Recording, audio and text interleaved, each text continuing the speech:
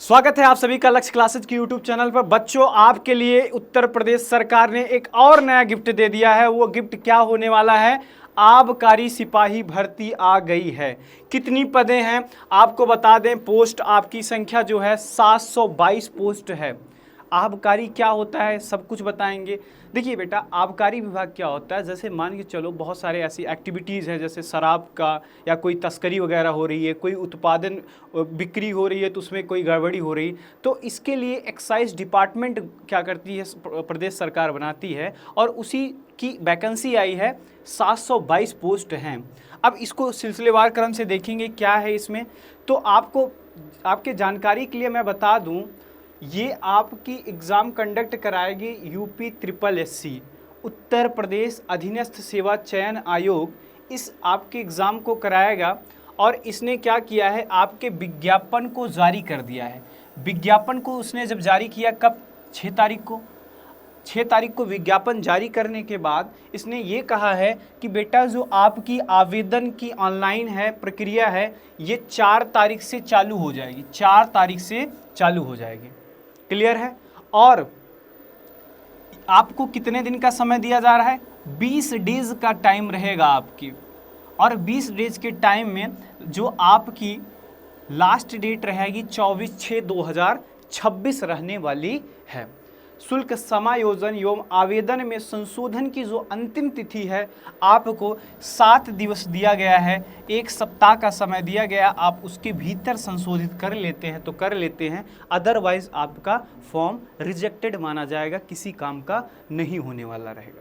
तो ये बात आपको समझ में आ गई है। क्या है प्रकाशन की तिथि, कब से ऑनलाइन आवेदन स्टार्ट होगा? ये आपका 4/6/2026 से स्टार्ट हो जाएगा और अंतिम तिथि क्या है? 24/6/2026 है और 1 हफ्ता का समय दिया जाएगा आपको संशोधन के लिए।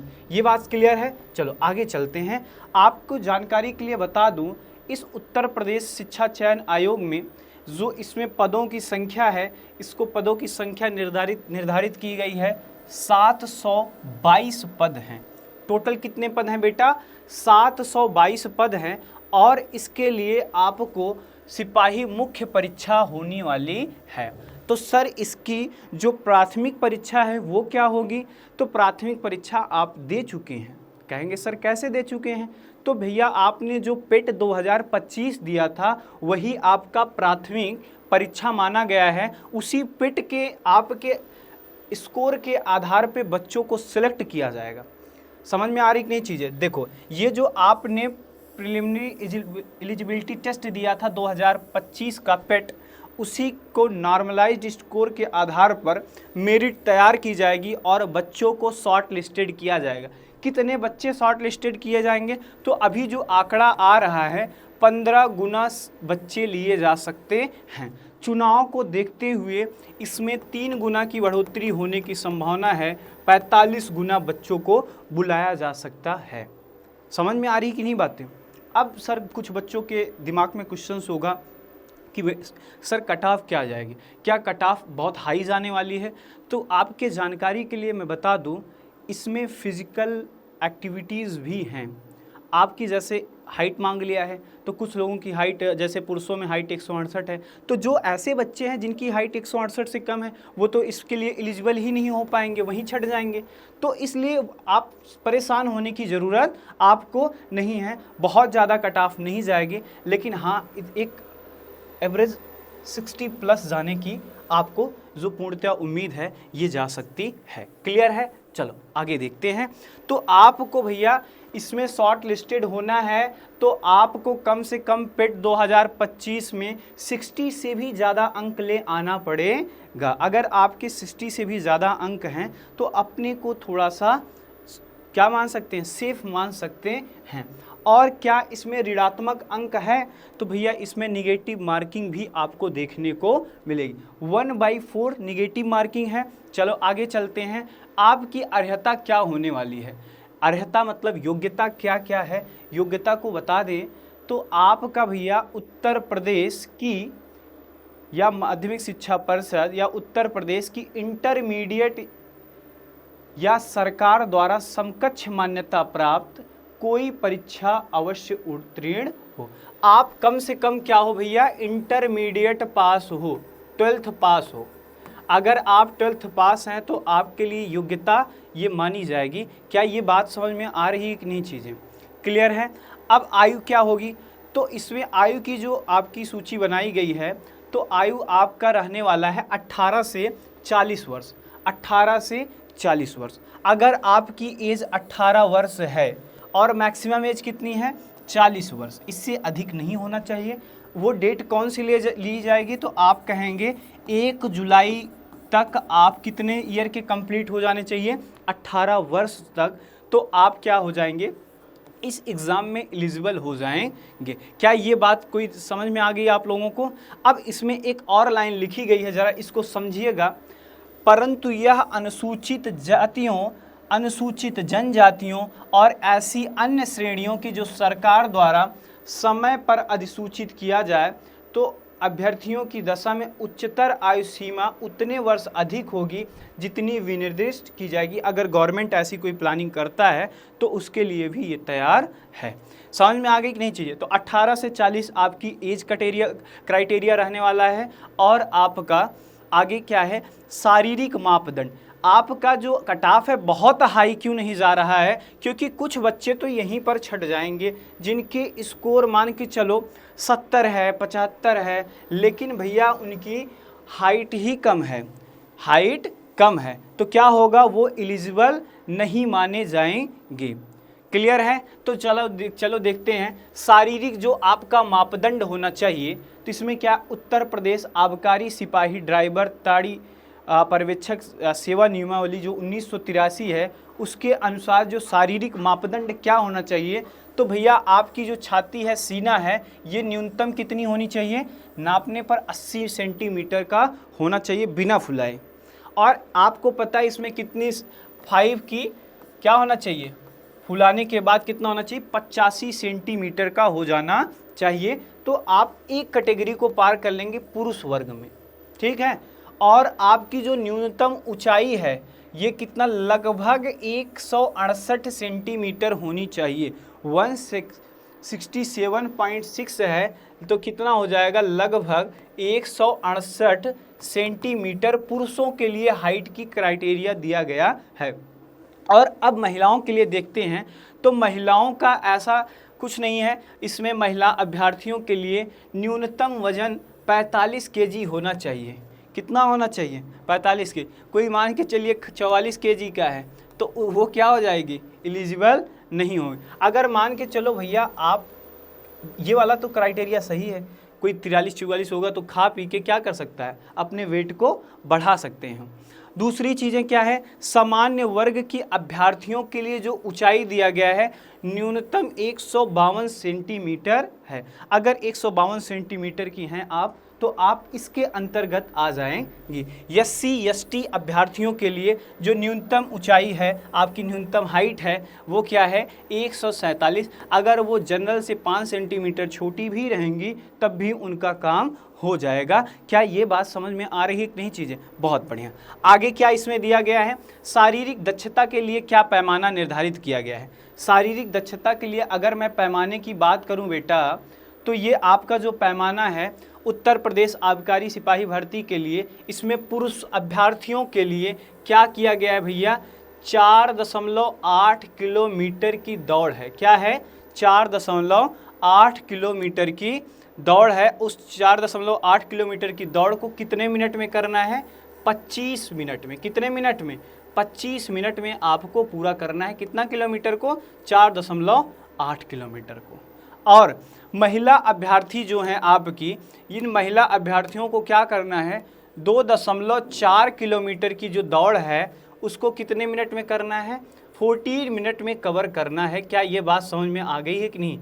तो यहाँ पर आपको ये पता चल गया होगा कि 4.8 किलोमीटर आपको इसमें क्या दौड़ना है, किलोमीटर दौड़ना है। कितने मिनट में, 25 मिनट में। ये किसके लिए है, बॉयज़ के लिए है। और गर्ल्स के लिए कितना है, इसका आपको आधा दौड़ना होगा। और आपको जो टाइमिंग मिली है वो 14 मिनट दी गई है। किसके लिए, गर्ल्स के लिए। क्या ये बात समझ में आ गई है कि नहीं चीज़ें? तो आपको रनिंग भी लगाना होगा, फिजिकल में भी बहुत सारे बच्चे इसमें छूट भी सकते हैं क्योंकि उनकी रनिंग वगैरह अच्छी नहीं होगी। तो आपका उत्तीर्ण अभ्यर्थी लिखित परीक्षा अंकों के आधार पर अग्रतर कार्रवाई की जाएगी। तो क्लियर है ये बात कि नहीं? चलो, अब चयन का आधार लिखित परीक्षा है, सभी को पता है। तो सिलेबस क्या रहने वाला है? तो इसके सिलेबस पर अगर हम नज़र डालें तो सिलेबस इसका बेटा आपका जो है वही सेम सिलेबस जो आपको बार बार देखने को मिलता है, अब की पुनः वही देखने को मिलेगा। क्योंकि अगर आप यूपी SSS ने 3 अभी तक सिलेबस दिए हैं, एक है आपका यूपी लेखपाल और दूसरा क्या है उत्तर प्रदेश लोअर PCS का है, और एक अभी आया है ये आबकारी सिपाही, ठीक है, आबकारी सिपाही भर्ती आई है, ठीक है। इसको एक्साइज डिपार्टमेंट बोलते हैं। क्या बोलते हैं?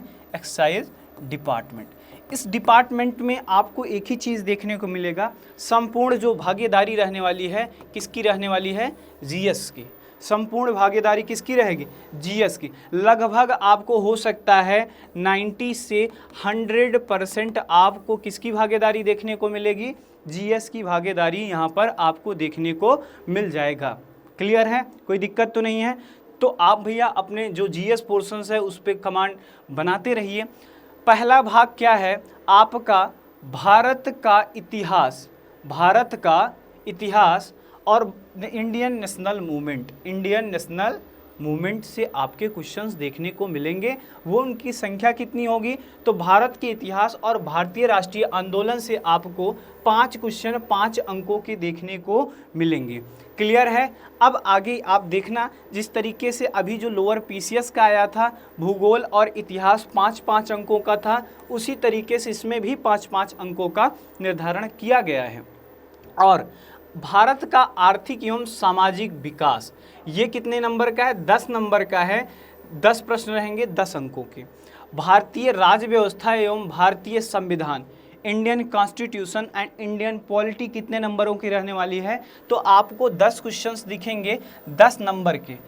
समझ में आ गई कि नहीं चीज़ें?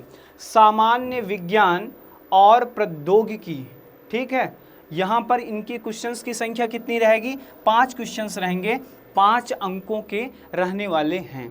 उसके बाद आपका है पर्यावरण पारिस्थितिकी एवं आपदा प्रबंधन। क्लियर है? Environment ecology and disaster management ये कितने क्वेश्चंस रहेंगे आपके? 5 क्वेश्चंस रहेंगे, 5 अंकों को देखने को मिलेगा। वही लोअर PCS का लगभग सेम है सिलेबस। अब यहाँ पर देखिए, राष्ट्रीय और अंतर्राष्ट्रीय महत्व की समसामयिक घटनाएं, करंट अफेयर से आपको 5 क्वेश्चंस 5 अंकों के रहेंगे। और डाटा इंटरप्रिटेशंस, ठीक है, DI पूछेगा आपको, तो भैया DI कितने नंबरों की रहेगी? 10 क्वेश्चंस आपके 10 अंकों के रहेंगे। तो आपको यहाँ पर DI देखने को मिल रही है, डाटा इंटरप्रिटेशन। उत्तर प्रदेश में आबकारी से संबंधित महत्वपूर्ण विधिक उपबंध एवं नीतियाँ कितने क्वेश्चंस कराएंगे? 10 क्वेश्चन 10 अंकों के। आपकी क्या क्या नीतियाँ हैं आबकारी डिपार्टमेंट की, जो आपकी स्टेट गवर्नमेंट ने एक्साइज कानून बनाया हुआ है एक्साइज डिपार्टमेंट के लिए, उनकी क्या क्या नीतियाँ हैं, क्या उनके लिए जो एक्ट आए हैं उससे आपको कितने क्वेश्चंस देखने को मिलेंगे? 10 क्वेश्चन 10 अंकों के देखने को मिलेंगे।